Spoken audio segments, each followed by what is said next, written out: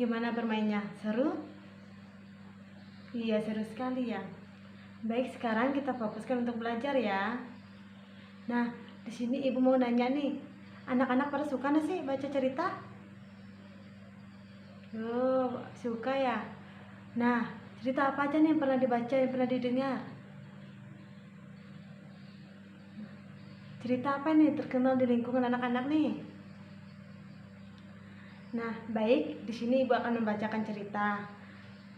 Saat ibu membacakan cerita nanti, anak-anak silakan menyimak ya. Selesai ibu membacakan, ibu akan bertanya. Di sini ibu akan membacakan cerita asal mula Telaga Warna. Dahulu kala, di Jawa Barat, ada raja dan permaisuri yang belum dikaruniai anak. Padahal mereka sudah bertahun-tahun menunggu. Akhirnya, raja memutuskan untuk bertapa di hutan. Raja terus berdoa kepada Yang Maha Kuasa. Raja meminta agar segera dikaruniai anak. Doa raja pun terkabul. Permaisuri melahirkan seorang bayi perempuan. Raja dan permaisuri sangat bahagia. Seluruh rakyat juga bersuka cita menyambut kelahiran putri raja. Raja dan permaisuri sangat menyayangi putrinya.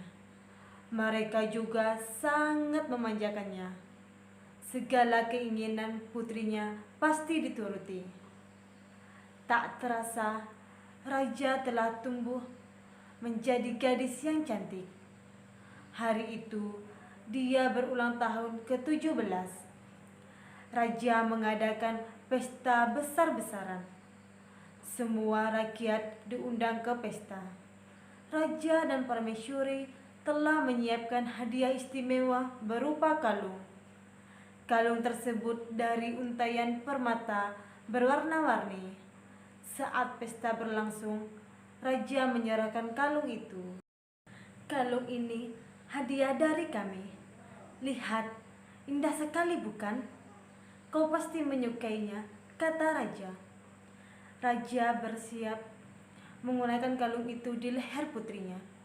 Sungguh di luar dugaan. Putri menolak mengenakan kalung itu. Aku tak suka kalung ini, ayah, tolak putri dengan kasar. Raja dan permaisuri terkejut. Kemudian permaisuri berusaha membujuk putrinya dengan lembut. Permaisuri mendekat dan hendak memakaikan kalung itu ke leher putrinya. Aku tidak mau. Aku tidak suka kalung itu. Kalung itu jelek, teriak putri sambil menepis tangan permaisuri. Tanpa sengaja, kalung itu terjatuh. Permata-permatanya tercerai-cerai di lantai. Permaisuri sangat sedih.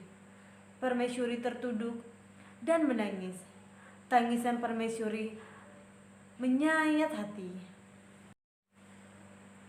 Seluruh rakyat yang hadir turut menangis. Mereka sedih melihat tingkah laku putri yang mereka sayangi. Tidak disangka, air mata yang tumpah ke lantai berubah menjadi aliran air. Aliran air menghanyutkan permata-permata yang berserakan. Air tersebut mengalir keluar istana dan membentuk danau. Anehnya, air danau berwarna-warni seperti warna-warna permata kalung putri. Kini, danau itu dikenal dengan nama Telaga Warni. Nah, ini tadi anak-anak asal mula dari Telaga Warna. Ceritanya sangat menarik ya anak-anak. Nah, di sini ibu akan menanyakan beberapa pertanyaan. Nah, yang pertama yaitu siapa tokoh-tokoh yang terdapat dalam cerita tersebut? Iya, benar sekali. Tokoh-tokoh yang terdapat dalam cerita yaitu ada raja, permaisuri, putri raja, dan rakyat. Pertanyaan yang kedua yaitu, di manakah raja melakukan pertapaan? Iya, raja melakukan pertapaan di hutan. Nah, apa dia disiapkan raja dan permaisuri untuk ulang tahun putrinya? Hadiahnya yang disiapkan raja dan permaisuri untuk ulang tahun putrinya adalah kalung terbuat dari untaian permata berwarna-warni.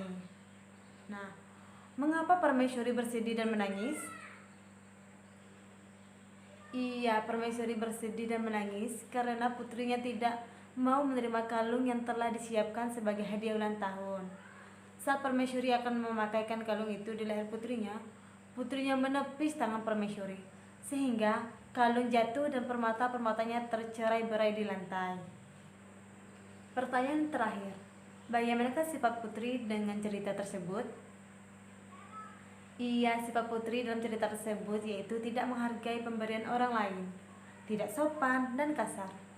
Sifat-sifat tersebut tampak ketika putri tidak menyukai kalung hadiah dari raja dan permaisuri. Nah, anak-anak, ini jangan kita contoh ya, jangan kita lakukan dalam kehidupan sehari-hari. Jangan ditiru pokoknya. Nah, anak-anak, cerita asal mula Telaga Warna itu termasuk cerita fiksi. Cerita fiksi sengaja dikarang oleh pengarang. Cerita tersebut dapat merupakan hasil imajinasi pengarang ataupun yang pernah terjadi di dunia nyata, lalu diolah pengarang sehingga menghasilkan cerita rekaan. Nah, ciri-ciri cerita fiksi yaitu merupakan cerita rekaan atau cerita nyata yang diolah oleh pengarang. Yang kedua itu bertujuan untuk menghibur dengan menceritakan suatu peristiwa. Yang ketiga itu disajikan dalam alur cerita menggunakan bahasa yang komunikatif. Untuk menggunakan bahasa yang tidak baku. Sedangkan jenis-jenis cerita fiksi itu ada cerita rakyat, cerpen, dan novel. Cerpen ini adalah cerita fiksi yang memaparkan kisah atau cerita tentang kehidupan manusia melalui tulisan pendek. Cerpen dapat selesai dibaca dalam sekali duduk. Sedangkan novel adalah cerita fiksi yang panjang dan mengandung rangkaian cerita kehidupan seseorang dengan orang di sekelilingnya, dengan menonjolkan watak setiap tokoh. Nah, dalam cerita fiksi terdapat tokoh cerita dibedakan menjadi dua, yaitu tokoh utama dan tokoh tambahan. Nah, tokoh utama adalah tokoh yang memiliki peran penting dalam cerita, ditampilkan secara terus-menerus dalam mendominasikan cerita. Sedangkan tokoh tambahan ini anak-anak adalah tokoh yang dimunculkan sekali atau beberapa kali dalam cerita. Tokoh ini biasanya untuk menghidupkan cerita atau sekadar pemanis cerita. Jadi, kesimpulan untuk materi hari ini, cerita fiksi adalah cerita rekaan atau khayalan pengarang. Isi cerita dapat murni berasal dari khayalan pengarang, tetapi juga dapat berdasarkan fakta. Nah, sedangkan jenis-jenis fiksi itu ada 3, yaitu cerita rakyat, novel, dan cerpen. Nah, dalam cerita fiksi terdapat tokoh. Tokoh cerita fiksi dibedakan menjadi 2, yaitu tokoh utama dan tokoh tambahan. Dan ada juga tokoh yang baik hati yang disebut protagonis, dan tokoh yang jahat yang disebut antagonis.